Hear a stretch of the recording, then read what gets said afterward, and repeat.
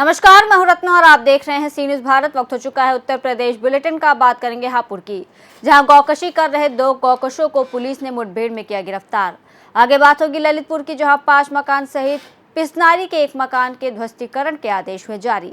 ऐसी तमाम खबरों पर विस्तार से चर्चा करेंगे इस बुलेटिन में। जनपद हापुड़ के थाना गढ़मुक्तेश्वर पुलिस ने थाना क्षेत्र अंतर्गत गौकशी कर रहे 2 गौकशों को पुलिस मुठभेड़ घायलावस्था में गिरफ्तार किया, जिनके कब्जे से एक जीवित गौवंश, 1.5 कुंटल गौमांस, 1 मोटरसाइकिल, 2 अवैध तमंचे में 2 जिंदा व 2 खोखा कारतूस एवं गौकशी करने के उपकरण बरामद किए हैं।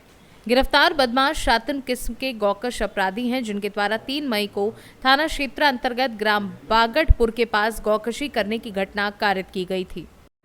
आज सुबह थाना गढ़मुक्तेश्वर पुलिस को गौकशी की सूचना प्राप्त हुई थी, जिस पर तत्काल कार्रवाई करते हुए पुलिस द्वारा मौके पर मुठभेड़ के पश्चात 2 अभियुक्तों सलमान तथा इमरान को गिरफ्तार किया है। इनके कुछ साथी भागने में सफल हुए हैं, जिनके लिए कॉम्बिंग कराई जा रही तथा इनके गिरफ्तारी के प्रयास किए जा रहे हैं।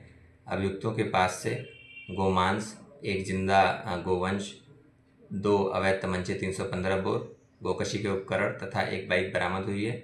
आवश्यक विधिक कार्रवाई मुकदमा पंजीकृत कर कराई जा रही है। हापुड़ से सी न्यूज संवाददाता सचिन सागर की रिपोर्ट।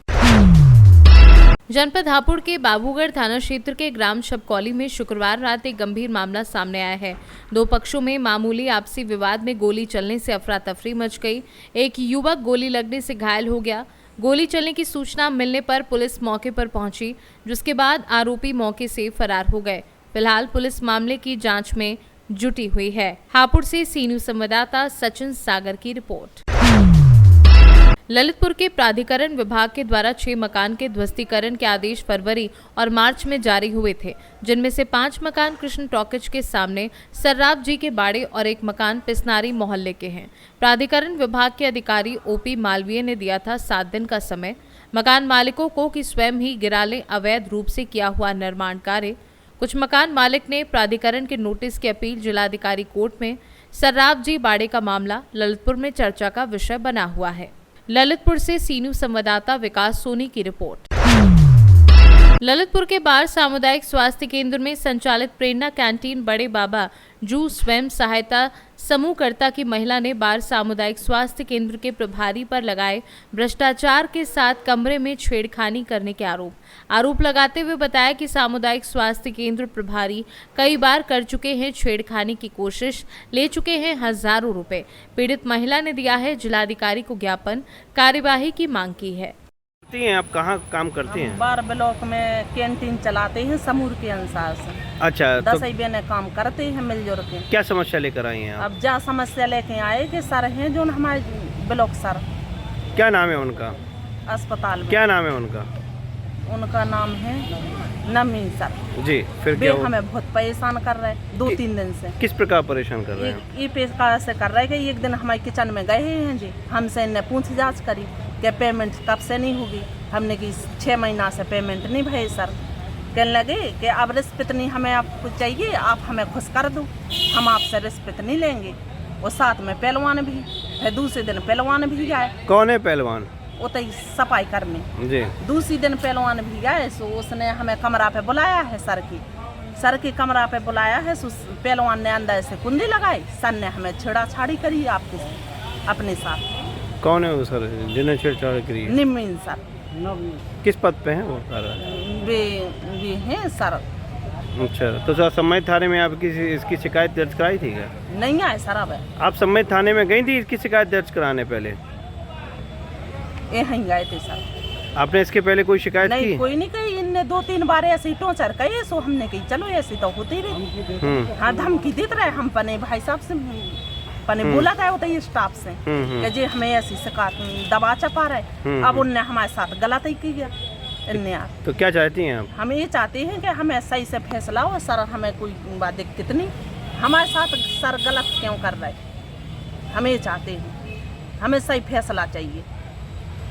10 ने समूह के इंसान से जी हमें बार बार टोचर क्यों कर रहे? हमारे खाना में कौन सी कमी है? एक बार आते हमसे समझाते। जी साथ हमारे गलत क्यों करे इनने दोनों जना ने? क्या गलत किया है? इनने ये गलत कहे हम हाथ पाँव पकड़े, हाथ पकड़े। ओके ले हमें रिश्वत नहीं आपसे चाहिए, आप हमें खुश कर दो बस। रिश्वत ले रहे कितनी रिश्वत ले रहे हैं? ये एक बिल पे लेते 20,000 रुपया। कौन लेता था? ललितपुर से सी न्यूज संवाददाता विकास सोनी की रिपोर्ट। सहारनपुर थाना सदर बाजार के अंतर्गत एक बालिका जिसकी उम्र 10 वर्ष कल शाम 7 बजे घर से खेलते हुए गायब हो गई थी।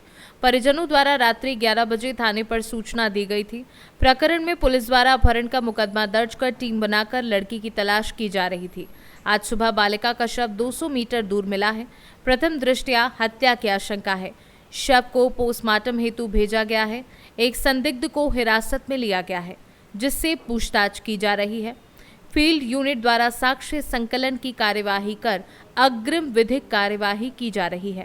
थाना सदर बाजार के अंतर्गत एक 10 वर्षीय बालिका शाम को 7 बजे के आसपास घर के बाहर खेलने गई थी और 7:30 बजे तक जब वो वापस नहीं आई तो घर वालों के द्वारा उसको ढूंढने का प्रयास किया गया। रात्रि को 11 बजे घर वाले परिजन जो है थाना सदर बाजार पर आए, उनके द्वारा एक तहरीर दी गई, जिसके आधार पर रात्रि को ही पुलिस के द्वारा इसमें एक अपहरण का मुकदमा पंजीकृत किया गया था और रात्रि को ही लगातार पुलिस की टीमें जो बालिका है उसको ढूंढने का प्रयास कर रही थी। आज सुबह थाना सदर बाजार के अंतर्गत ही घर से 200-300 मीटर के आसपास दूरी पर जो बालिका है उसका शव प्राप्त हुआ है और इसमें शव को पंचायतनामा भरकर पोस्टमार्टम के लिए भेज दिया गया, जहां पोस्टमार्टम की कार्रवाई की जा रही है।